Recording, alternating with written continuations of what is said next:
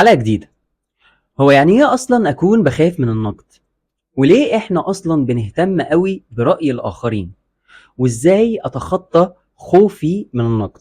بس قبل ما ابدأ الحلقة خليني اسلم عليكم واقول لكم السلام عليكم ورحمة الله وبركاته.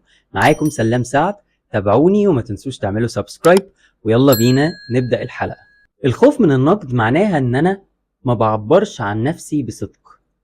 يعني انا ممكن حد يعمل حاجة مضايقاني وما عبرلوش واقول له ان الحاجة دي مضايقاني علشان انا خايف ان هو ينقدني. وممكن اكون مثلا قاعد وسط مجموعة من الناس بيتكلموا في موضوع ما، وكلهم متفقين على الآراء بتاعت الموضوع ده، لكن أنا الوحيد اللي قاعد ومش متفق على الرأي ده. فأقرر إن أنا ما اتكلمش وما عبرش عن رأيي، أو إن أنا أجاريهم وأقول لهم أنا موافق على اللي انتوا بتقولوه، لكن في نفس الوقت أنا من جوايا مش موافق ومش راضي عن الكلام اللي بيتقال ده قدامي. طب أنا ليه أصلا بخاف من نقد الآخرين؟ ليه؟ او انا ليه بكون متأهب او قلقان ان حد ممكن هينقدني او هيقول لي كلمة تزعلني؟ لان في الاساس ببساطة شديدة انا الحاجة اللي قدامي هينقدني فيها اوريدي انا اصلا بنقد نفسي فيها. مثلا انا بشتغل شغلانة انا مش مرتاح فيها وما باخدش فيها فلوس كتير، فلاقي حد جاي ينقدني ويقول لي انت ما بتعملش فلوس كتير في الشغلانه اللي انت فيه. انا اصلا من جوايا عارف ده. او مثلا واحده تيجي تقول لها انت عانس، انت ما اتجوزتيش لحد دلوقتي، فهي هتاخد الكلمه بوجع وجرح كبير عشان هي اوريدي بتقول لنفسها انها عانس، واوريدي هي شايفه ان هي اتاخرت عن الجواز، فالكلمه زي كده اللي على راسه بطحه ما بيقول الكلمه وجعتها. ده غير بقى ان فكره ان حد ينقدني ده بيحسسني ان انا مرفوض، انا مش مقبول، اللي انا بعمله ده مش مقبول، صح او غلط هو مش مقبول. تمام؟ طيب لما هكون اللي انا بعمله ده مش مقبول، مع الوقت اللي قدامي ده ممكن في احتمال ان هو يتجنبني، فانا هحس ان انا مستبعد. فعشان كده بكون خايف من النقد، لاني خايف اكون مستبعد. وكون ان انا مستبعد ده يوجعني في ايه؟ يوجعني ان ده عكس فطرتي اصلا.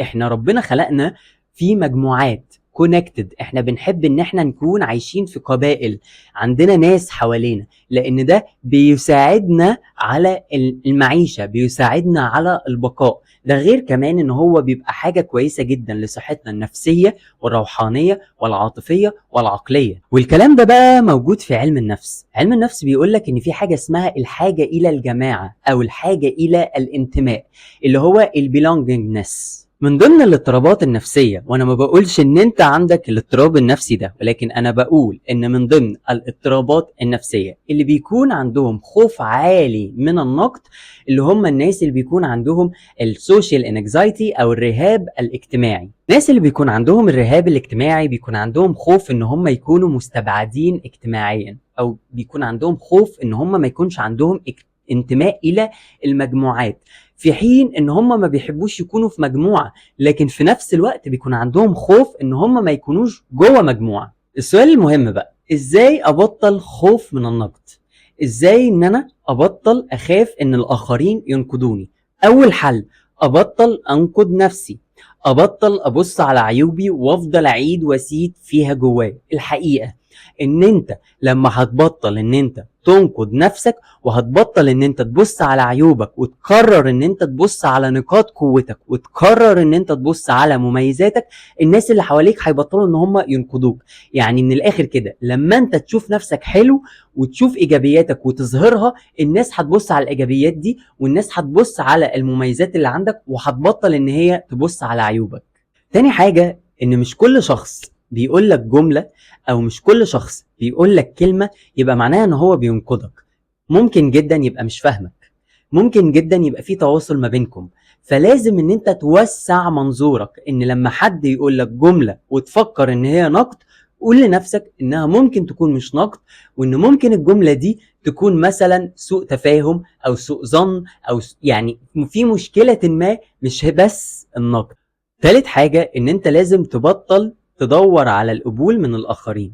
يعني لما اللي حواليك يكونوا قابلينك، يبقى انت كده هتكون قابل نفسك، لكن اللي حواليك لو مش قابلينك، يبقى انت كده مش هتبقى قابل نفسك.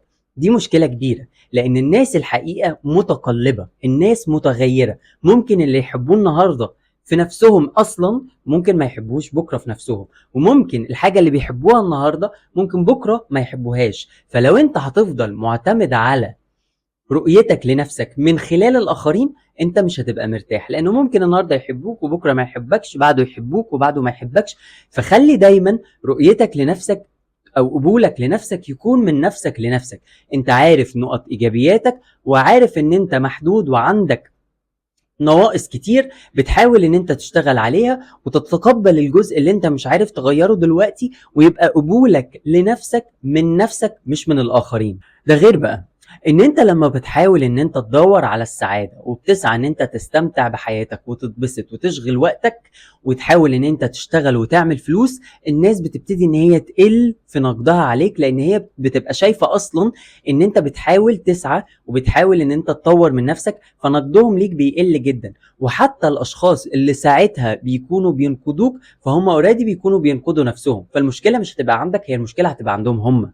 واخيرا بقى، حاول ان انت تتخلص من كل الاشخاص اللي بتنقدك. ولو في مجموعة من الناس بتنقدك انت مش عارف ان انت تتخلص منهم، زي زوجك، زي زوجتك، زي اهلك، ده حاول تحط ما بينك وما بينهم حدود كبيرة علشان تحافظ على سلامك النفسي، وعلشان كمان تحافظ على علاقتك بيهم. الحدود مش معناها ان انا احط حيطة ما بيني وما بين اللي قدامي، ولكن الحدود هو ان انا اعرف حقوقي واقدم للي قدامي حقوقه، ولكن في نفس الوقت بدون ما اسمح ان هو يكون بيأذيني نفسيا او بيأذيني عقليا او بيجرحني. تمام؟ فابعد عن الناس اللي بتنقدني، واحاول ان انا اقرب من الاشخاص اللي هم بيدعموني، بيسبورت بيدعموني، بيقبلوني، ما بيحبطونيش، دايما بيشجعوني ان اكون احسن، دايما بيقولوا لي برافو، دايما بيسقفوا لي، وكمان اكون بعمل ده مع الاخرين. الحقيقة ان الحاجة اللي انا عايز احصل عليها في الحياة انا لازم اديها. يعني ايه؟ يعني انا عايز ناس في حياتي تدعمني، يبقى انا لازم ادعم الاخرين. انا عايز في حياتي ناس تقول لي برافو عليك انت شاطر، يبقى انا لازم اقول للناس ولا الاخرين برافو عليك وانت شاطرين. ولازم امارس ده كمان مع نفسي، انا لازم اقول لنفسي برافو، ولازم اقول لنفسي انت شاطر، ولازم اكافئ نفسي. الحاجة اللي انا عايز ان هي تحصل في حياتي او ان انا استقبلها في حياتي او يكون عندي وفرة منها، انا لازم اخرجها لنفسي وللاخرين. وكده بقى انا رديت على السؤال. كان معاكم سلام سعد. يا رب يكون الفيديو عجبكم، ويا رب اكون فدتكم. لو عجبكم الفيديو من فضلكم اعملوا سبسكرايب وفعلوا زر الجرس عشان يوصل لكم مني كل جديد، واعملوا لايك وشير واعملوا لي كومنت عشان يبسطني. حقيقي انا كومنتات الايجابيه دي بتسعدني وبتديني وقود ان انا اكمل. ويا ريت تعملوا شير للقناه وتعملوا شير لاصحابكم اللي عندهم مشكله مع النقد. اشوفكم على خير. كان معاكم سلام سعد تاني، والسلام عليكم ورحمه الله وبركاته. تابعوني.